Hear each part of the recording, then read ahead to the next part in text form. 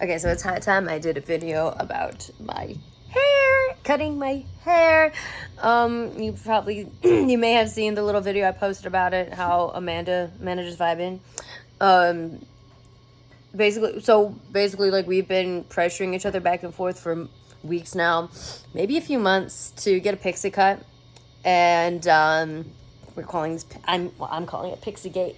And bullying, like, through flattery, like, you would look so good at a pixie cut. Like, no, you would. It matches your facial structure so much. Blah blah blah blah blah. And then last week, Amanda finally got hers and sent me the pictures. I'm like, oh my god, you look so fucking good. And then she turned into a fucking monster and was like, you do it. Cut off your hair. Do it all right now. Don't get a barber. Don't get a stylist. Just do it right now. And as you can see, I did. I paced back and forth in my house wondering, like, should I do this? Oh my gosh. And the thing is, like, I've wanted to do this for about 4 years now. And my husband was like, you know, Nick, I think you should just do it because you've wanted to do this for a while. Like, it's not like, this is not like a completely on the whim type thing. So I think, like, maybe you actually really want to get a pixie cut.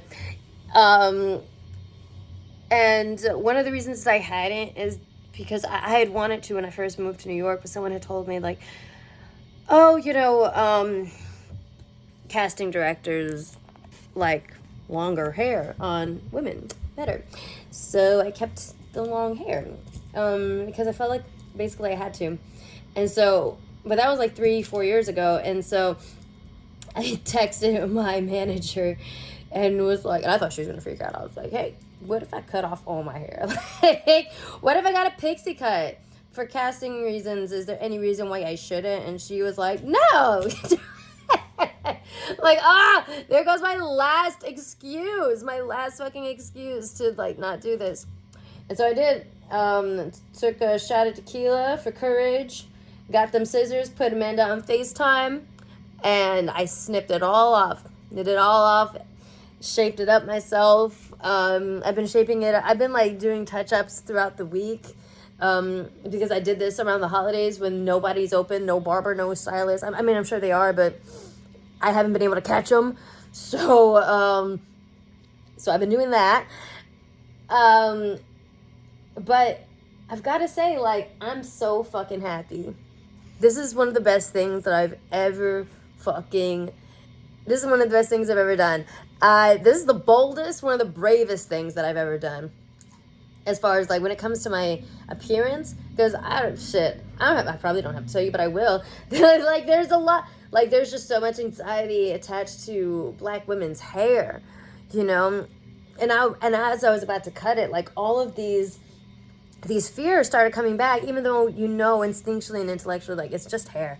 It's going to grow back. But, like, for a Black woman, it's not just hair, is it? Because, you know, besides the pressure for Black women to grow long hair to prove that they can be pretty or that they can be feminine, you know what I mean?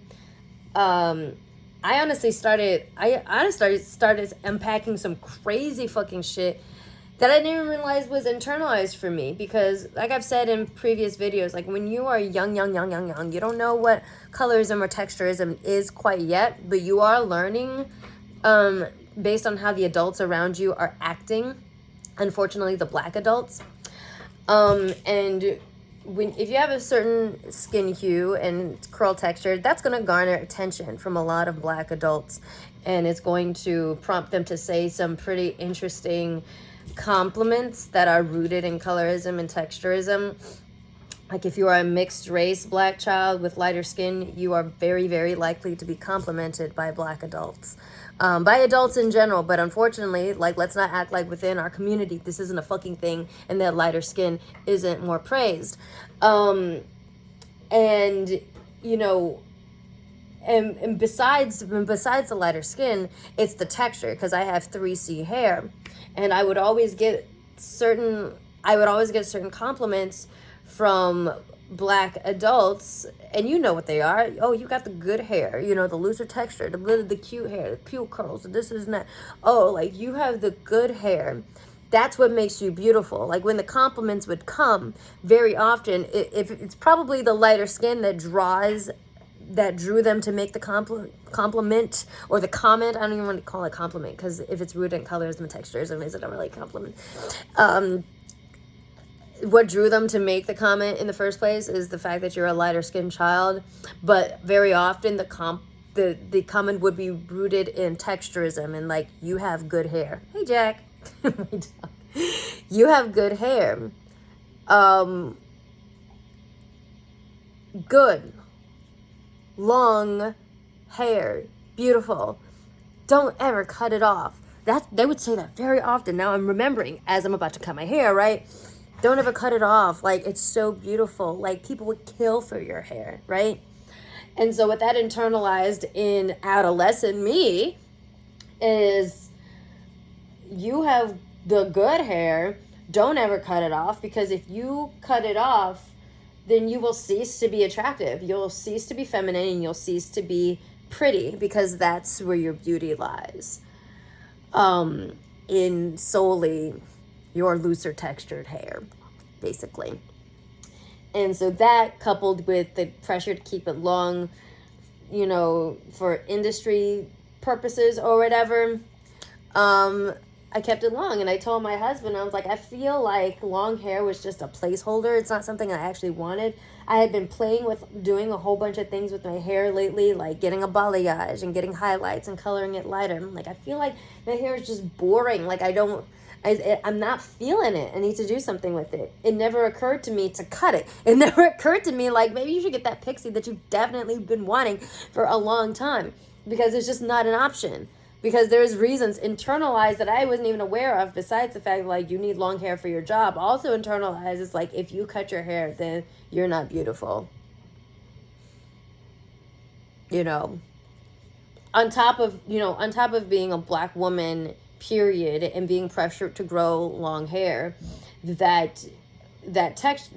texturous comments early on in my life really cemented themselves deep in a place that I didn't even know that it was even fucking there. And it's like, if you cut off this enviable hair, then you're not pretty anymore. Goodbye, sayonara. You know what I mean? And realizing all of this stuff, I'm just like, no. I think I do need to do this. Jack, stop it. Yeah, I think I do need to do this, because I want to. Get up on the couch then. Up on the couch. Go. My dog is bothering me. But yeah, and honestly, I feel prettier than I ever fucking have. My husband's like, you can see your face now. Like, it's like, I just don't think my hair was complimenting me in the way that I felt it needed to. Yeah, I was like, you can see your face, your facial structure, your cheekbones, everything. Like, you really, you really do have the face for a pixie, Nikki. And I'm like, I know, I know now. Like, I actually feel like myself. And hair really does carry trauma. It does fucking carry trauma, but especially for black women, because of, like I said, the anxiety attached to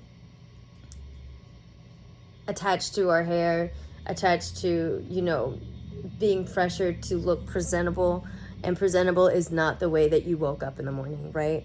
That's, we're not allowed to just throw our hair up in a messy bun the way that people with straight hair, most often white girls, are allowed to. We're not allowed to do that and be cute. Like, when we do that, it's messy. It's unclean, and then being in the military and having those thoughts reinforced by the dress and appearance regulations of, like, having to brush your hair straight. I don't think it's the same way anymore, but just having to brush your hair straight to put it back into a bun, like, that alone damaged the shit out of my hair. Like, damaging the shit out of my hair, like, by just flat ironing it every single week for church when I was younger. because of the mean girls that said that I was ugly with curly hair, and that if I didn't straighten my hair, I was never gonna bag a guy. This was me when I was 10 years old. Yeah, I thought I was an old maid already at the age of 11 because of fucking bullies. But yeah, all of that, and just all the shit that like hair goes through with you. And I'm like, this hair has been through a lot with me. It's been through abuse. It's been through the military. The Venn diagram of abuse in military is like almost a circle. But it's been through, it's been through some flight or flight situations. It's been through my stay at the psychiatric hospital last year that I talked about on TikTok. I don't know if I did here, but I did have an attempt last year, and it didn't work. And I went to a psychiatric hospital for 10 days, and my hair was with me through that. And that was such a dark and traumatic time for me. And I threw away all of the clothes and shoes that I had to wear while I was there in the hospital, because you're just stuck with the clothes that you have. It's a really awful and very honestly abusive environment, to be honest. It's pretty awful, and I won't talk about it much here. But like, I threw away all my clothes and shoes and stuff, and it never occurred to me like, maybe you should throw away your hair. And now that I have thrown away my hair that has gone with me through all of that, I feel so much better. So much better. I don't think I'm ever going back. If I want long hair, I'll just put a wig on. I'll just learn how to finesse a lace front.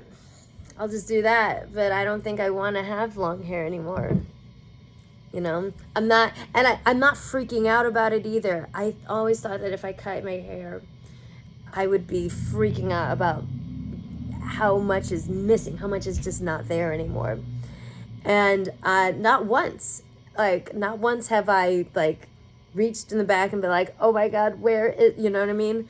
I just rub the back of my head, and it feels so good. It feels like this is how it was supposed. It has been supposed to be for a while now. Like, it should have been like this for a while. That's how it feels. It does not feel foreign. It doesn't feel not right. It feels just right. So if you've been thinking about getting a pixie cut, maybe this is your sign. Maybe this is your sign. Not everybody has to do it. I'm sure not everybody looks good with a pixie cut, but I know I do. And if you've been told that maybe it would look good with a pixie cut, maybe this is your sign to try it. I'm in my Selena Kyle, Audrey Hepburn era, Letitia Wright era. I'm so glad I did this, guys. And I did this in a state of mental stability too. I didn't do this as a result of a mental breakdown or anything. I've cut bangs in not so great mental states, but I did this completely lucidly. Sans the shot of tequila that I took for courage.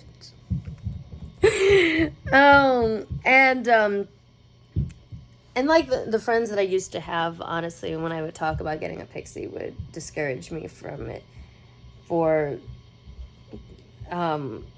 very, when I think about it, like very like you don't want to look masculine, or you don't want to look like, insert homophobic comment here, to be honest. I'm just so glad that I have better people in my life. I'm just so glad that I have better people in my life now. And that I have people that will bully me into making good life choices.